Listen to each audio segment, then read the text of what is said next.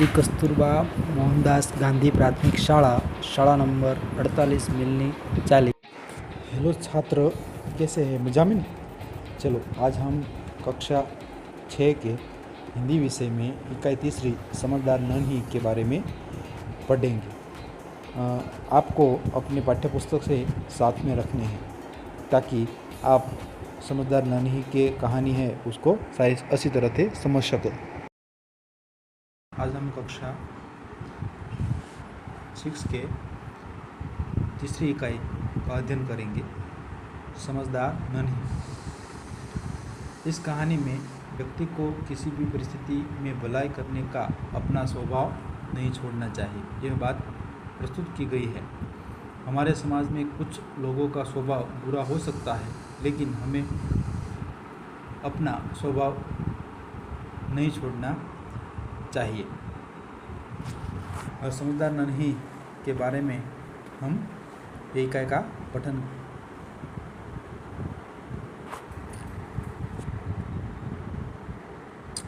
चलो। नन्ही बत्तख तट पर आई तो उसने देखा कि एक बिच्छू दलदल में फंसा है। बिच्छू ने उन नन्ही से प्रार्थना की, बहन मुझे बचा लो, नहीं तो नहीं को उस पर दया आ गई। उसने बिच्छू को दलदल से उठाकर सूखे स्थान पर रख दिया। बिच्छू को शैतानी सूझी, उसने नन्ही को डंक मार दिया। नन्ही पीड़ा से तड़प उठी। उसने बिच्छू से पूछा, क्यों भाई, तुमने मुझे डंक क्यों मारा? बिच्छू लापरवाही से बोला, क्या करूं, डंक मारना मेरा स्वभाव है। नन्ही बोली, तुम यह गंदी आदत छोड़ दो, नहीं तो कोई मुसीबत में तुम्हारी रक्षा नहीं करेगा। बिच्छू उसकी बात अनसुनी कर आगे बढ़ गया। नन्ही अपनी माँ के पास नदी के में चली गई। माँ ने पूछा, नन्ही बेटी, तुम कहाँ रख गई थी? नन्ही बोली, माँ, एक बिच्छू दलदल में फंस गया था, उसे बचाने में देर हो गई। माँ खुश होकर बोली, बेटी, यह तुमने बहुत अच्छा काम किया। नन्ही बोली, लेकिन बदले में उससे मुझे डंक मार दिया। माँ बोली, बिच्छू अपने गंदी आदत का गुलाम है, तुम उससे चाहे कितनी बार बचाओ, वह बार बार डंक मारता रहेगा। नन्ही बोली, माँ, मैं उसकी गंदी आदत छुड़वा कर रहूँगी। कुछ दिन बाद बिच्छू के प्राण पुनः संकट में आ गए। उस बार वह पानी की धारा में जा गिरा और डूबने उतारने लगा। मौत सामने देखकर बिच्छू को नन्ही की याद आई। वह नन्ही को पुकारने लगा। नन्ही ने उसी करुण पुकार सुन ली। वह चपट बिच्छू के पास आ गई। सहसा ही उसने मन में विचार आया, अब मैं इस गंदे स्वभाव वाले बिच्छू को नहीं बचाऊंगी। बिच्छू गिड़गिड़ाने लगा, बहन मुझ पर दया करो। नन्ही का मन डोल गया। उसने सोचा, हो सकता है कि उसने अपनी गंदी आदत छोड़ दी हो। नन्ही ने बिच्छू को दोबारा जीवन दान दिया। बिच्छू अपने स्वभाव के अनुसार उससे डंक मारने के लिए आगे बढ़ा। नन्ही उनका इरादा समझ गई। वह मुस्कुराकर बोली, बिच्छू भाई, ठिठक क्यों रह गए? डंक मारो। बिच्छू शर्म से पानी पानी हो गया। वह खिसकाकर बोला, बहन एक बात बताओ, मैं सदा तुम्हारे साथ विश्वासघात किया, फिर भी तुमने मेरे साथ भलाई ही की, ऐसा क्यों? नन्ही बोली, भलाई करना मेरा स्वभाव है, मैं तुमसे बदला लेने के लिए अपनी अच्छी आदत क्यों छोड़ दूँ? मेरा काम बचाना है, मैं मुसीबतों में पड़े को बार बार बचाती रहूँगी। तुम्हारा काम डंक मारना है, तुम मारते रहो, देखती हूँ कौन जीतता है। बिच्छू पछतावे से भर गया, बोला, नन्ही बहन, आज तुम जीत गई। मैं वचन देता हूँ कि अब मैं किसी निर्दोष जीव को डंक नहीं मारूंगा। नन्ही खुश होकर नदी में चल दी। माँ ने आज फिर पूछा, बेटी कहाँ देर कर दी? नन्ही ने पूरी घटना बता दी। माँ प्यार से बोली, प्यारी समझदार नन्ही, भले लोग अपने बार बार की भलाई से इस तरह बुरे लोगों को भला बनाने की राह दिखाते हैं। नन्ही प्रसन्न होकर थिरकने लगी। अब शब्दार्थ। तो तट तो किनारा, स्वभाव तो प्रकोपी, सहसा का एकाएक खिसियाकर એટલે કે લજ્જિત હોકર, નિર્દોષ બેકસૂર दोष रहित, राह तो रास्ता, प्रसन्न तो खुश, दलदल એટલે કે गीली जमीन, खड़े होने पर पाँव घिसता चला जाए, मुहावरे, अनसुनी करना એટલે ध्यान न देना, आदत का गुलाम होना, आदत से मजबूर होना, वचन देना, वादा करना, मन डोलना, विचार बदलना, जीवनदान देना, नया जीवन देना, शर्म से पानी पानी होना, बहुत लज्जित होना, थिरकने लगना, खुशी से नाचने लगना। अब है अभ्यास। अभ्यास में है पहला प्रश्न, निम्नलिखित वाक्य किसने किसी से कहा और क्यों बताइए। ये वाक्य कोने कीधुं छे एना विशेनी आपणे समझ आपवानी छे। माँ मैं उसकी गंदी आदत छुड़वा कर रहूँगी। यह बात नन्ही ने अपनी माँ से कही। किसके बारे में? तो कि बिच्छू के बारे में। क्या करूँ, डंक मारना मेरा स्वभाव है। तो यह बात बिच्छू ने नन्ही से कही क्योंकि नन्ही का उपकार भूलकर उसे डंक मार। तीसरा प्रश्न, तुम यह गंदी आदत छोड़ दो, नहीं तो मुसीबत में कोई तुम्हारी मदद नहीं करेगा। तो यह वाक्य नन्ही ने बोला बिच्छू के बारे में। बिच्छू ने कहा क्योंकि वह बिच्छू बुरी आदत थी कि वो चेतावनी देती थी। चौथा, भलाई करना मेरा स्वभाव है। यह नन्ही बोलती है, बिच्छू ने कहती है क्योंकि बिच्छू ने विश्वासघात किया था इसलिए। मैं वचन देता हूँ कि अब मैं किसी निर्दोष जीव को डंक नहीं मारूंगा। ये बिच्छू कहता है नन्ही को क्योंकि उसने विश्वासघात करके उसने पछतावा होता है। विश्वासघात कर किया था तो अब पछतावा हो रहा है इसलिए। दूसरा प्रश्न, यदि तुम नन्ही की जगह होते तो बिच्छू के साथ कैसा व्यवहार करते? सोचकर लिखिए। अपने आप से बारे में सोचकर लिखना है कि आप जो नन्ही जगह आप होते तो क्या करते। स्वाध्याय है। प्रश्न पहला, निम्नलिखित प्रश्नों के उत्तर लिखिए। नन्ही कौन थी? तो नन्ही एक बतख थी। बिच्छू कहाँ फंस गया था? तो बिच्छू दलदल में फंस गया था। तीसरा प्रश्न, बिच्छू को क्यों पछतावा हुआ? बिच्छू को पछतावा हुआ क्योंकि 2 बार जीवनदान देने वाली बतख लेकिन नन्ही को डंक मारने चला था। नन्ही ने क्या निश्चय किया? नन्ही ने निश्चय किया कि वह मुसीबत में पड़े को हमेशा बचाती रहेगी। जो मुसीबत में होगा उसका वो बचाव करेगी। 5वां, नन्ही ने बिच्छू को क्यों बचाया? तो बिच्छू दलदल में फंस गया था। उन्होंने नन्ही से प्रार्थना की कि बहन मुझे बचा लो। नन्ही को बिच्छू पर दया आ गई इसलिए नन्ही ने बिच्छू को बाहर निकाला और बचाया। बिच्छू के स्वभाव के बारे में माँ ने नन्ही से क्या कहा? बिच्छू के स्वभाव के बारे में माँ ने नन्ही से कहा कि बिच्छू अपनी आदत का गुलाम है। उसे चाहे कितना बार बचाया जाए वह बार बार डंक मारता रहेगा। और 7वां और अंतिम प्रश्न, नन्ही ने अपने स्वभाव के बारे में क्या कहा? नन्ही ने बिच्छू से कहा कि भलाई करना मेरा स्वभाव है। मैं तुमसे बदला लेने के लिए अपनी आदत क्यों छोड़ दूँ? मेरा काम बचाना है। मैं इस मुसीबत में पड़े को हमेशा बचाती रहूँगी। ऐसा नन्ही बोलती है बिच्छू को। अब प्रश्न दूसरा प्रश्न है कि घटनाओं को उसके सही क्रम में लिखिए। घटनाएं का क्रम यहाँ घटनाएं दी गई है और घटना को जो हमारे यहाँ के जो समझदार नन्ही पाठ है इका है उसके क्रम के आधार पर यार इनकी जो घटनाक्रम बनी है उसके आधार पर हमें नंबर देना है। उसमें अ, ब, क, ड और ई। तो उसमें पहला है नन्ही बिच्छू को आवाज़ सुनकर दौड़ी आई। नन्ही अपनी माँ के पास चली गई। नन्ही ने बिच्छू को दलदल में निकालकर सूखे स्थान पर रख दिया। नन्ही ने बिच्छू को दलदल में फंसा हुआ देखा और बिच्छू ने नन्ही को डंक मार दिया। तो उसमें ड वाला है पहला आएगा कि नन्ही ने बिच्छू को दलदल में फंसा हुआ देखा।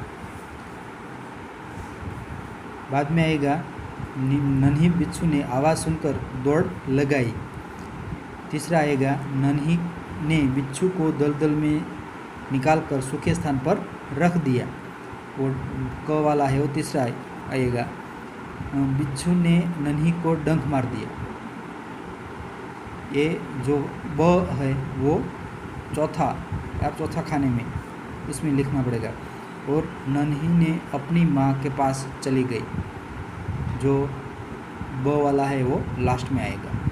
बाद में तीसरा प्रश्न, इकाई में से 5 संज्ञा शब्द ढूंढिए और उनका वाक्य में प्रयोग कीजिए। जिसमें दिया है बिच्छू, तो बिच्छू दलदल में फंस गया था।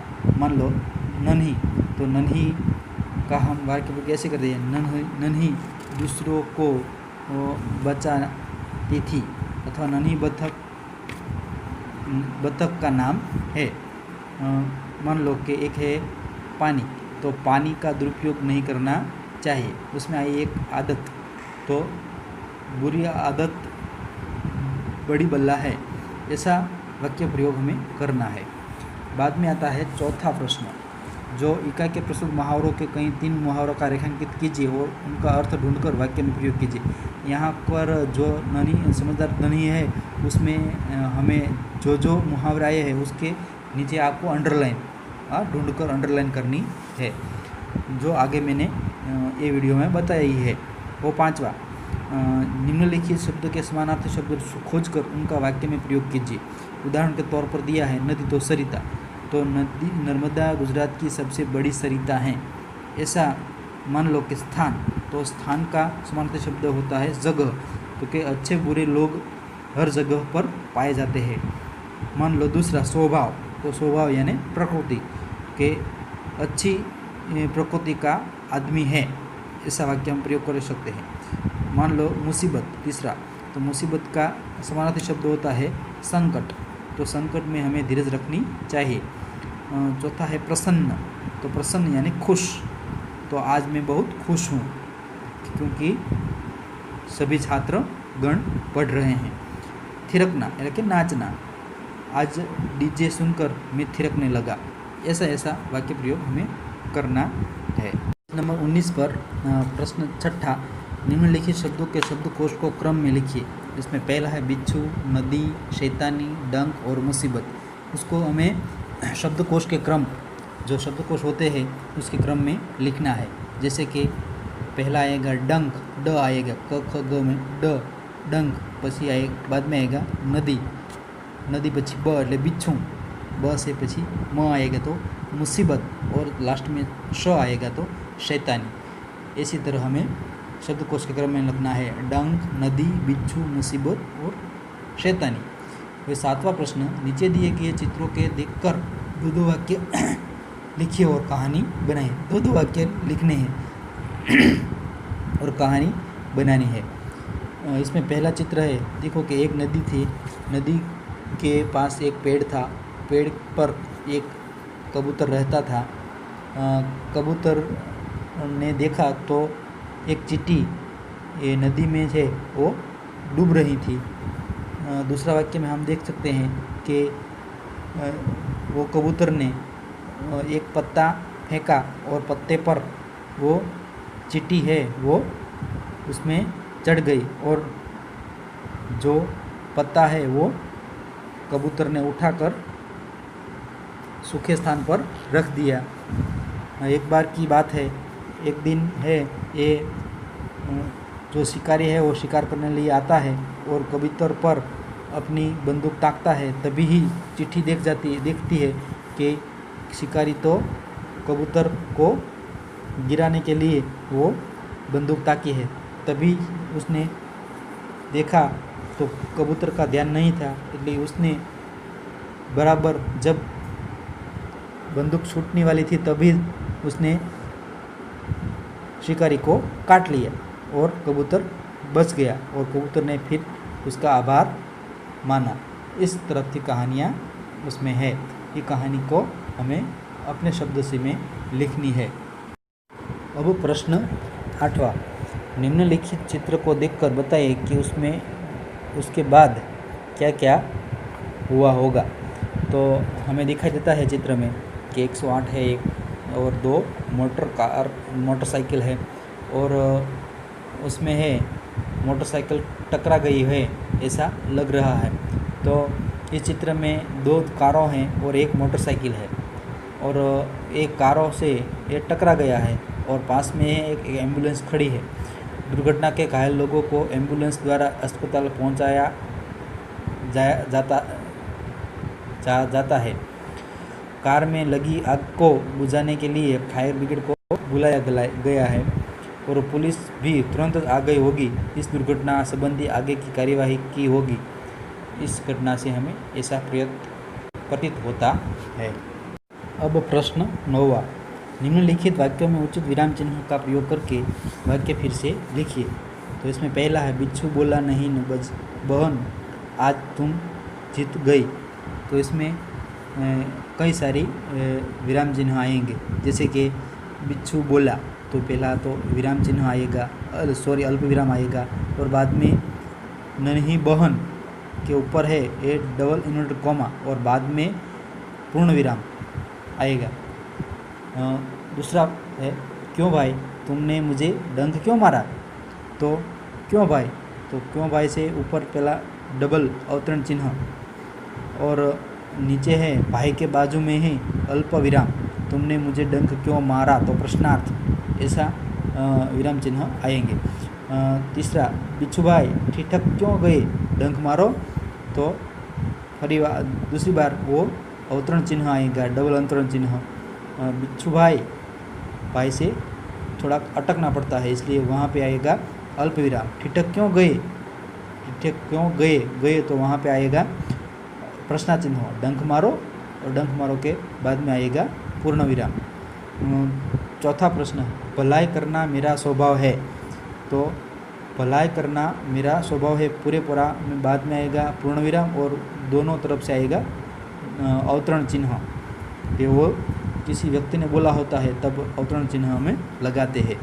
बहन मुझे बचा लो, तो बहन मुझे बचा लो के बाद आएगा पूर्ण विराम और बहन के बाद आएगा अल्प विराम और इन्वर्टेड कॉमा में दोनों तरफ से डबल इन्वर्टेड कॉमा आएगा। और 10वां प्रश्न, निम्नलिखित परिच्छेद को पढ़कर उसके नीचे दिए गए प्रश्नों के उत्तर लिखिए। देवताओं का अभिवादन करने के पश्चात ब्रह्मा जी ने उनकी कुशल मंगल पूछा। इस पर इंद्र बोले, पितामह हम वृत्तासुर से त्रस्त है, अपनी प्राण रक्षा करना हमारे लिए कठिन हो रहा है। असुर ने केवल हमसे अधिक बलवान है, अभी तो चतुर भी अधिक है। हम एक शस्त्र बनाते हैं तो वो 4 बना लेते हैं, हम उससे पार नहीं पा सकते। कृपा कर वृत्तासुर के विनाश का कोई उपाय बताए।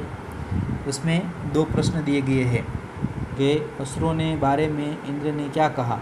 तो असुरों के बारे में इंद्र ने कहा कि वह वृत्तासुर से भयभीत है, असुर अपने से अधिक बलवान है और कई सारे चतुराई से वो संख्या के बारे में कई 4 गुने शस्त्र बना लेता है। दूसरा, देवता ब्रह्मा जी से पास क्यों गए। देवता ब्रह्मा जी के विनाश का उपाय सोचने के लिए जो वृत्तासुर था वो सारी जगह पर त्रास फैला रहा था, इसलिए वो सब त्रस्त थे देवता, इसलिए वो ब्रह्मा जी के पास गए। और नीचे दिए गए वर्णों से 5-5 शब्द बने। शब्द बनाना है बराबर। भ है, मान लो कि भवन, भलाई, भगत, भजन आदि। व से मान लो कि व से आएगा वजन, वानर, वेश, विद्या। र से आएगा मान लो कि रस, राग, रोटी। न से आया नगर, नाग, नयन। ग से आया गणेश, गरुड़, गीत, गमला, गाय, गीत आदि।